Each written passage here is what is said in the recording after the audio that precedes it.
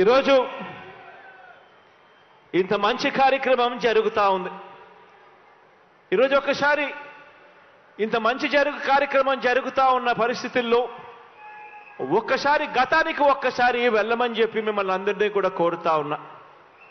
మీ బిడ్డ ప్రభుత్వం రాకమునుపు దాదాపుగా 5 సంవత్సరాల కిందట, దాదాపుగా 4.5 సంవత్సరాల కిందటికి ఒక్కసారి వెళ్ళి ఒక్కసారి పరిస్థితి గమనించమని కోరుతా ఉన్నా. అప్పట్లో చంద్రబాబు నాయుడు గారి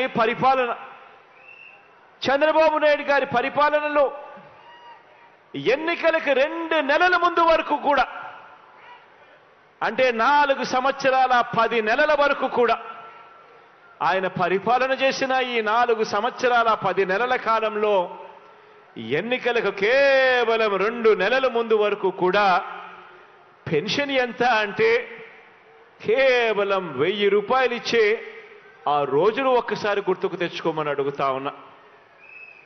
ఇది కూడా ఆలోచన చేయమని అడుగుతా ఉన్నా. ఆ రోజు కూడా ఆ ఎన్నికలకు 2 నెలల ముందు వరకు కూడా కేవలం 1000 రూపాయలు ఇస్తా ఉన్న ఆ పెద్ద మనిషి ఎన్నికలు వచ్చేసరికి 2 నెలల ముందు మాత్రం పెన్షన్ 2000 చేశాడు. అది కూడా ఎందుకు చేశాడు? ఎన్నికలే రాకపోయింటే మీ బిడ్డ జగన్ 2000 చేస్తాడు అని చెప్పకపోయింటే ఆ చంద్రబాబు చేసేవాడా అని చెప్పి ప్రతి అవ్వను ప్రతి తాతను మీ గుండెల మీద మీరు చేతులు వేసుకుని ఆలోచన చేయమని చెప్పి ప్రతి అవ్వను ప్రతి తాతను కోరుతా ఉన్నా. ఈరోజు ఒక్కసారి గమనిస్తే గత 5 సంవత్సరాల చంద్రబాబు నాయుడు గారి పాలనలో యావరేజ్ కింద పెన్షన్ ఆ 5 సంవత్సరాలు కలిపి కేవలం 58,000 రూపాయలు మాత్రమే ఇస్తా ఉన్న ఆ రోజులను చూసి ఈరోజు మీ బిడ్డ పరిపాలనలో ఈరోజు ఈ 4.5 సంవత్సరం, ఈ దాదాపుగా 5 సంవత్సరాలు కావస్తా ఉన్న ఈ 5 ఏళ్ల కాలంలో ఆ ప్రతి అవ్వాతాత చేతిలో పెన్షన్ అక్షరాల 1,47,000 రూపాయలు పెట్టడం జరిగింది.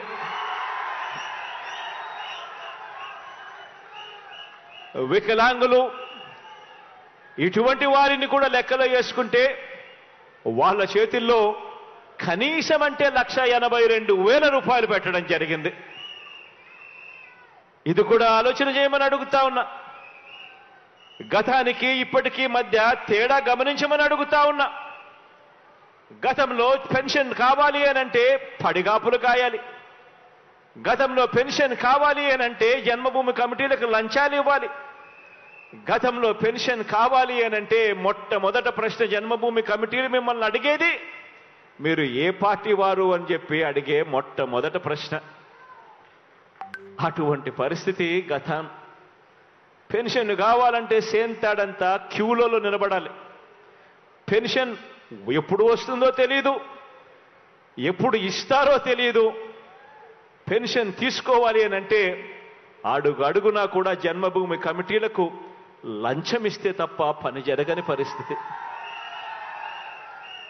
ఒకవైపున లంచాలు, మరోవైపున వివక్ష, మరోవైపున సేంతాడంతా క్యూలు. ఆలోచన చేయమని అడుగుతా ఉన్నా. గతానికి ఇప్పటికీ తేడా గమనించమని అడుగుతా ఉన్నా.